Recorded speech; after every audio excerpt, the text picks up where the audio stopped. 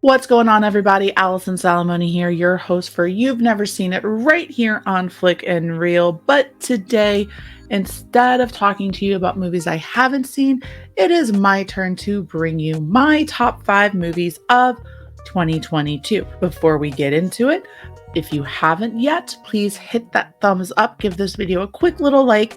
Also, if you can, subscribe to the channel if you haven't, and hit that little bell icon to get notifications for every time we have videos like this or any other new content drop, like new episodes if you've never seen it, our Friday night speakeasy, watch alongs, reactions. It's just lots of great stuff.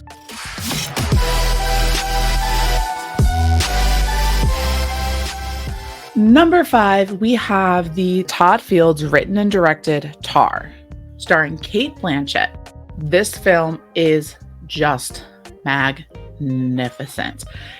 Based on the fictional composer, conductor Lydia Tarr, played by Cate Blanchett, it is done so well, you would think it's actually a biopic about a real person. Biopic, same thing.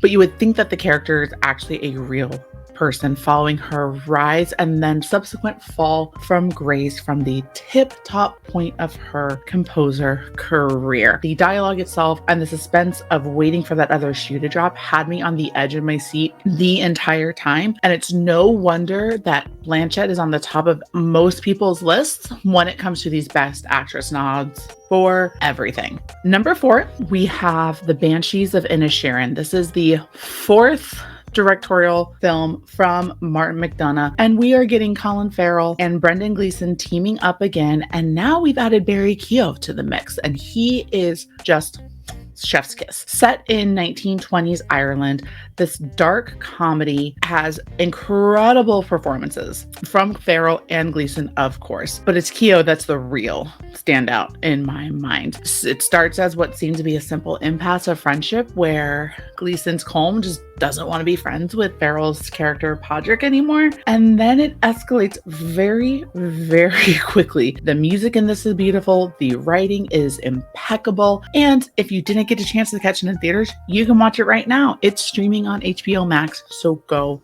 check it out. At number 3, we have Damien Chazelle's latest release, Babylon. It hit theaters December 23rd, and while it may not have made the numbers back in the box office that match its wild budget, this one is at the top of the list for me when it comes to Damien Chazelle's films. Starring Brad Pitt and Margot Robbie, this takes place during the golden age of cinema when they are making the transition from silent film to the talkies, and I really loved the parallels throughout, pulling from classics like Singin' in the Rain. It was just so well written, very, very, very well done, and the real standout performance comes from Diego Calva. There's also a really wild performance from Tobey Maguire in that third act that was just absolutely insane. Insane. I loved every second of it. I continue to think about this movie since leaving the theaters. Not only is it just a brilliantly done film, the score, of course, by Justin Horwitz is absolutely stunning. Number 2 on my list of my top 5 for 2022, I think we can say it has been a hell of a year for A24 films. At number 2, we have Everything Everywhere All at Once. This one written and directed by Daniels. It's the multiverse film of the year.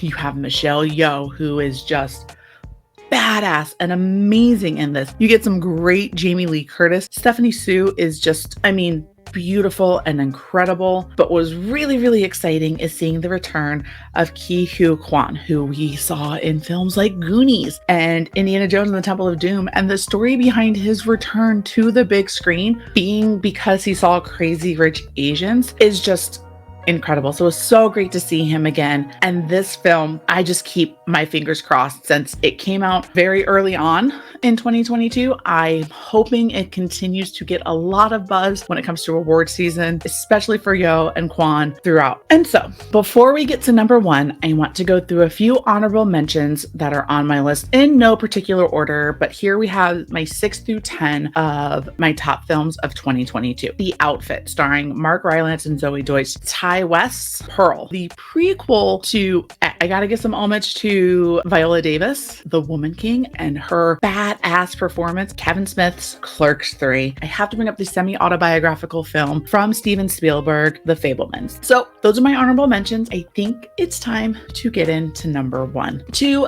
absolutely no one's surprise, it is that cute little one-eyed shell wearing some tennis shoes, Marcel the Shell with shoes on. Written and directed by Dean Fleischer Camp, you also have Jenny Slate returning as the voice of Marcel. This film has brought me the most immense joy that I have had in 2022. I just returned to it recently when I received a copy of it as a Christmas gift. It made me feel so much joy.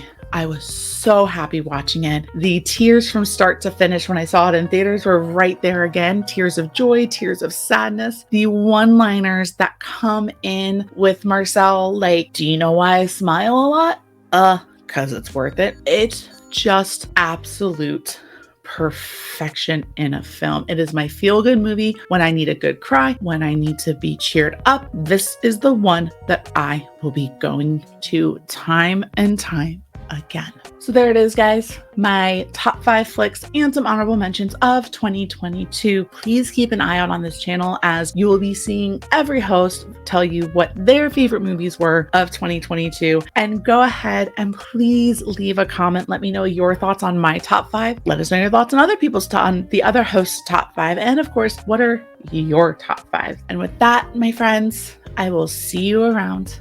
Be safe. Bye.